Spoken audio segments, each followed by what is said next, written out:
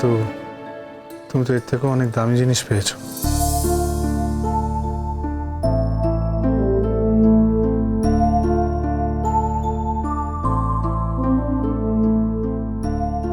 কাল তো আপনার আশীর্বাদ। আমার আশীর্বাদ নয়, আমাদের বাড়ি থেকে আশীর্বাদ করতে যাচ্ছে শ্রেষ্ঠাকে। এগুলো হয়তো আপনারই কাজে লেগে যেতে পারে, মানে আপনার নিজের জীবনে। আমার জীবনে কি কাজে লাগবে না লাগবে সেটা আমি ঠিক করে ফেলেছি মোহর। আমি জানি এগুলো কোথায় কাজে লাগবে, এগুলো অন্য কোথাও আর কাজে লাগার প্রয়োজন নেই। মোহর, কালকে তোমাকে দেখতে ভারী সুন্দর লাগছিল।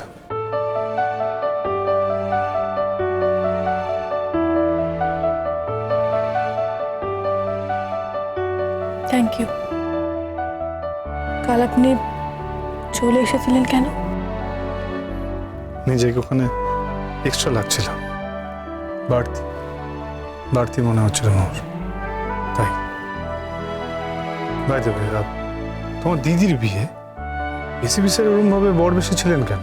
সবাইকে এসে এসে রিসিভ করছিলেন। আসলে এসিপি স্যারই পুরোটা আয়োজন করেছেন। দিদির ডিভোর্সের ব্যাপারেও এসিপি স্যারই সব থেকে বেশি হেল্প করেছেন। ওরা দিদিকে খুব টর্চার করত, তাছাড়া বিয়েরও কোনো জায়গা ছিল না। তখন এসিপি স্যার নিজেই বললেন যে ওনার বাড়িতে বিয়েটা হতে পারে। উনি সবটা আয়োজন করেছেন, নিজের বন্ধু বান্ধবদের ইনভাইট করেছেন, তাই হয়তো একটু বাঙালি ভাবে সেজেছিলেন। যে কোনো বাঙালি বাড়িতে বিয়ে হলে তো লোকজন এমনই সাজে, তার জন্য আলাদা করে বরবেশ ভাবার কি আছে? বাহ, তুমি অমন লাল শাড়ি পরেছিলে যে, অমন সুন্দর গয়না পরেছিলে, তাছাড়া এসিপি স্যার ওরকম বর বেশে ঘুরে বেড়াচ্ছিল, তোমরা দুজনে মিলে আমাকে রিসিভ করতে এলে। আমার তো অবভিয়াসলি মনে হতেই পারে না যে এ কি এরকম বোকার মতো হাসছো কেন তুমি? আমি বোকা নই। আমি বোকা তার মানে? আমি তো সে কথা বলিনি, আমি শুধু বলেছি আমি বোকা নই। তো ওই বিয়ের খরচাপাতি এগুলো সব এসিপি স্যারই করলেন তো? হ্যাঁ, এসিপি স্যারই তো সবকিছু করতে চেয়েছিলেন, কিন্তু ঈশানদা করতে দেয়নি। আসলে ঈশানদার এখন বেশ নামডাক হয়েছে, টাকা পয়সাও রোজগার করে। আর জানেন স্যার, ঈশানদা আর দিদির শরৎ শিখতে গিয়ে ভাব হয়েছিল। তখন ঈশানদা সবে স্ট্রাগলার, বাজনা শিখছে। আর আপনি তো জানেন স্যার, শরদের খুব একটা প্রোগ্রামও হয় না, তবুও ওদের মধ্যে খুব ভালোবাসা ছিল। তারপর তো বাবা দিদিকে জোর করে অন্য জায়গায় বিয়ে দিয়ে দেয়। আর বরটাও খুব একটা সুবিধের ছিল না, দিদিকে রোজ টর্চার করতো। আর দিদি একথা আমাদের কোনো দিনও বলেনি।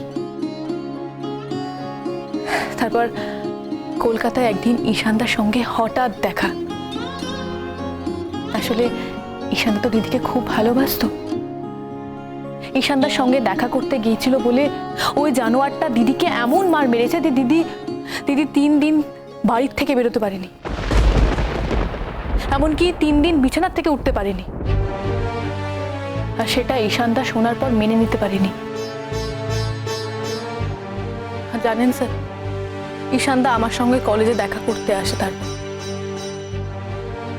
আমি ঈশানদাকে এসিপি স্যারের কাছে নিয়ে যাই, আর ওদের এগেনস্টে স্টেপ নেওয়া হয়। তারপর দিদি ডিভোর্সটা পাই। তো এসিপি স্যার দেখছি তোমার জীবনের সব ঘটনাতেই আছেন। এই ক্ষেত্রে এসিপি স্যারের জানা দরকার ছিল স্যার, তা না হলে দিদি ডিভোর্সটা পেতো না। হ্যাঁ, সে তো বটে। এসিপি স্যারই তো দেখলাম এই বিয়েটার অ্যারেঞ্জমেন্ট করলেন। এই কলকাতায় আমাদের কেই বা আছে বলুন? কেই বা করতো কেন? তোমার অদিতি ম্যাম, মাদি স্যার, তাদের ফ্ল্যাটেও তো বিয়েটা হতে পারতো নাকি? পারতো না? হ্যাঁ, আমরা বললে তিনি নিশ্চয়ই করতেন, কিন্তু এসপি স্যার সবার আগে প্রপোজালটা দিয়েছিল। তাছাড়া স্যার আর ম্যাডামের বাড়িতে এইসব অনুষ্ঠান করে আমি বদার করতে চাইনি। আর এমনিতেও আমি ওই বাড়িতে আশ্রিত হয়ে আছি, তাই সেটা নিয়ে আর ভাবিনি। রিয়েলি? কেন, তুমি তো ওনাদের বাড়ির মেয়ে। দেখুন স্যার, আপনি কিন্তু আমাকে একদম হিংসে করবেন না। যে সন্তান না, সেই সন্তানই হয়। আমরা হলাম সন্তানের মতো, এক্ষেত্রে অনেক পার্থক্য ঘটে যায়। তার মানে তুমি বলতে চাইছো যে আদি স্যার অদিতি ম্যাম তোমাকে সন্তানের মতো দেখেন আর আমাকে ডিসক্রিমিনেট করেন? প্লিজ স্যার, আপনি আমার মুখে আপনার কথা বসাবেন না। আর অদিতি ম্যাম ডিসক্রিমিনেট করার মানুষই না। আমি অদিতি ম্যাম আর আদি স্যারের কাছ থেকে যা শিখেছি, যা পেয়েছি, তা সারা জীবনে কোনো দিনও ভুলবো না। যাকে আমি আর এখানে দাঁড়াবো না, আপনি ওটা তুলে রাখুন। সময় মতো নেবে তো? আপনি নিশ্চিন্তে থাকুন, সময় এলে আমি আপনার কাছ থেকে চেয়ে নেব। কিন্তু এই জিনিসগুলো তো তোমার, আমার কাছে জাস্ট গচ্ছিত রইল। আমি তো নিলামই, আমি তো না করিনি। এবার এগুলো আপনি আপনার কাছে রেখে দিন। এখন কোথায় যাচ্ছ? এখন ম্যামের কাছে যাচ্ছি। ও জানেন, আমার মা এসেছে। সে কি? কই, তুমি তো বলনি। আই মিন, আলাপ তো করালে না। কার সঙ্গে আলাপ করাবো?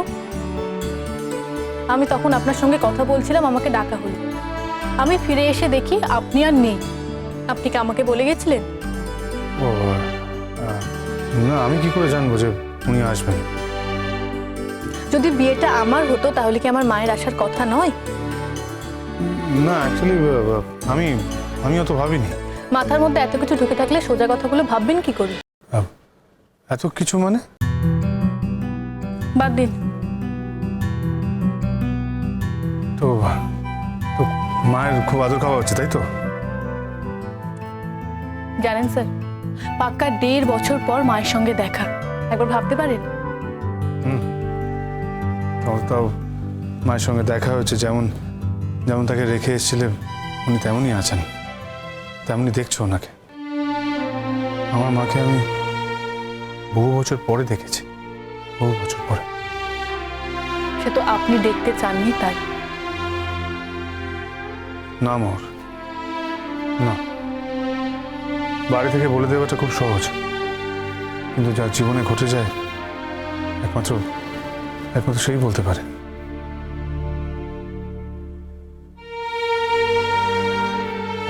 তো তো মা কোথায়? মা এখন দিদির বাড়িতে। দিদির একটা নতুন ফ্ল্যাট ভাড়া নিয়েছে, সেখানে। আমি প্রথমে ম্যামের কাছে যাব।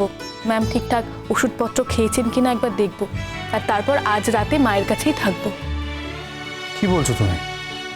তুমি এত মানে এই সময় তুমি এখন ম্যামের বাড়ি যাবে, তারপরে আবার ওখান থেকে মায়ের বাড়ি যাবে? যাব না? মা তো আর কটা দিন আছে, তারপর মায়ের সঙ্গে আবার কবে দেখা হবে কোনো ঠিক নেই। না, কিন্তু এইভাবে তোমাকে মানে রাতের বেলা তোমাকে ওখানে এই হুটোপাটি করে কে পৌঁছে দেবে? দিদির বাড়ি বেশি দূর না, কাছাকাছি আছে, আমি একাই চলে যেতে পারবো। আসছি। বলেছি না এভাবে রাতের বেলা যাতায়াত না করতে। তো কি করব?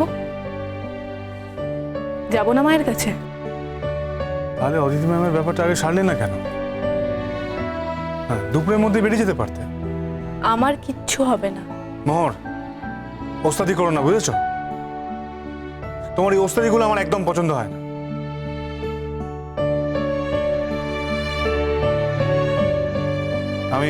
আমি যাবো ওদের ওখানে, তুমি নিচে যাও। দু একটা সই বাকি আছে, আমি করে আসছি। কোথায় যাবেন? বারে, আমার বাবা মার ফ্ল্যাটে তো আমি যেতে পারি নাকি? না না, সেই অধিকার আমার আছে তো। হ্যাঁ, বালাই স্যার, আমি কি সে কথা বলেছি? তারপরে ওখান থেকে তোমাকে নিয়ে তোমার মার কাছে পৌঁছে দেবো আমি। আমাকে শুধু পৌঁছে দিয়ে এলে মা সেটা পরে শুনলে খুব রাগ করবে। আসলে মফস্বলের মানুষরা খুব সহজ সরল হয়। ওখানে গেলে আপনাকে মার কাছে যেতেই হবে। তাছাড়া দিদি, ঈশানদা সবাই খুব রেগে আছে। আপনি কালকে গিয়ে কারোর সঙ্গে দেখা করেননি, কারোর সঙ্গে আলাপ করেননি, আপনি চলে এসেছেন। যাবেন আমার দিদির বাড়ি? না না, আমি চিনি না, আমার সাথে তো আলাপ নেই, আমি ওখানে। কেন? দিদির সঙ্গে তো আপনার বেশ আলাপ আছে, প্রয়োজনে তো আপনি দিদির সঙ্গে ঠিক আলাপ করে নিয়েছেন। সেটা তো করতেই হতো, মানে তখন লকডাউন চলছিল, আর তোমার খবরটা তোমার দিদিকে দেওয়া প্রয়োজন ছিল। হ্যাঁ, তাছাড়া ওটা আমার ডিউটি ছিল। ও, শুধু কি ডিউটির জন্য? আবার কি? ও আচ্ছা, ঠিক আছে। আমাকে পৌঁছে দিতে গিয়ে যদি আপনি না ঢোকেন তাহলে আপনাকে আর যেতে হবে না, আমি একাই চলে যেতে পারবো। আমি আসছি।